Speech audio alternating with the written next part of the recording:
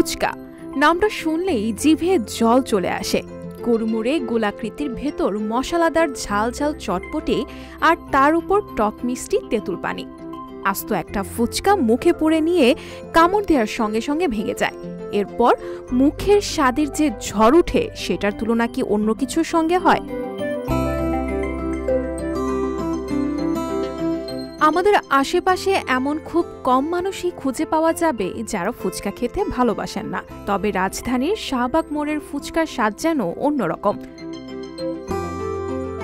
শাহবাগে বিকেল হলেই ফুচকা ও চটপটি খেতে ভিড় জমান আশেপাশের বাসিন্দারা।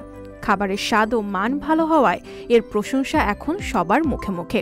আশপাশটা ঘুরলাম, একটু ভালো লাগলো, তো এইদিকেও আসলাম একটু ঝাল খাওয়ার জন্য, তো খেয়ে ভালোই লাগছে আর কি। আমি 10-এ 10 দেওয়া চলে আর কি। এটা যেমন জনপ্রিয়, সবাই জানে, আসলে খাওয়ার পরে সে আরো উপলব্ধি করতে পারে যে আসলে এটার টেস্ট একটু অন্যরকম। অন্যান্য জায়গায় খাই, কিন্তু এখানে স্পেশালিস্টভাবে ওনারা কিছু স্পেশাল কোনো জিনিসপত্র বানায় দেয়, এই জন্যই হয়তোবা এটা ওরাই বলতে পারে ভালো, কিন্তু এজন্য একটু এটা ভালো লাগলো আর কি, অন্যটার থেকে এটা ভালো, বেটার। সারাদিন ক্রেতা চাহিদা ভালো হওয়ায় দৈনিক 4 থেকে 5 হাজার টাকার ফুচকা বিক্রি হয় এখানে। শাহবাগের ফুচকার ঐতিহ্য ধরে রাখতে এখনো ব্যবসা চালিয়ে যাচ্ছেন এখানকার ব্যবসায়ীরা। শাহবাগের ফুচকা বিগত অনেক বছর যাবত এটা একটা ঐতিহ্য। শাহবাগের সাইডে ফুল মার্কেট, জাদুঘর, শিশু পার্কের দোকানপাট আছে।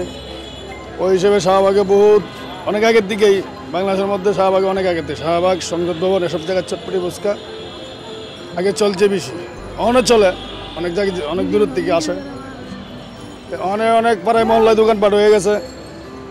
তার জন্য আমরা শাহবাগে একটু আগের থেকে একটু কাটছি যে আসি বেচা কিনা, তারপর আমরা ঐতিহ্য আমরা ধরে রাখছি।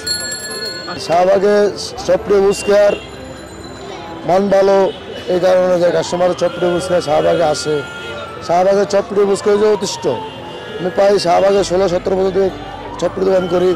এমনকি চটপটি দোকান মাঝানো আমি শাহবাগের চটপটি ফুচকা মানুষের কাছে তৃপ্তি পায়, এমনকি ভালো পায়। অন্য রাষ্ট্রের থেকে এখানে আগে চটপটি ফুচকা খাইয়ে যায়।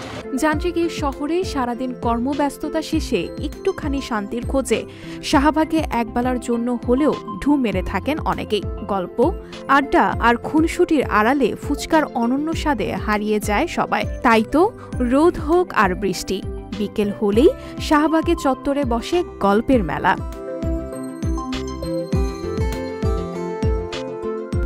সংবাদ, ফিচার ও অনুষ্ঠানের জন্য ভিজিট করুন সংবাদ প্রকাশের ওয়েবসাইট এবং যুক্ত থাকুন ফেসবুক পেজ ও ইউটিউব চ্যানেলের সঙ্গে।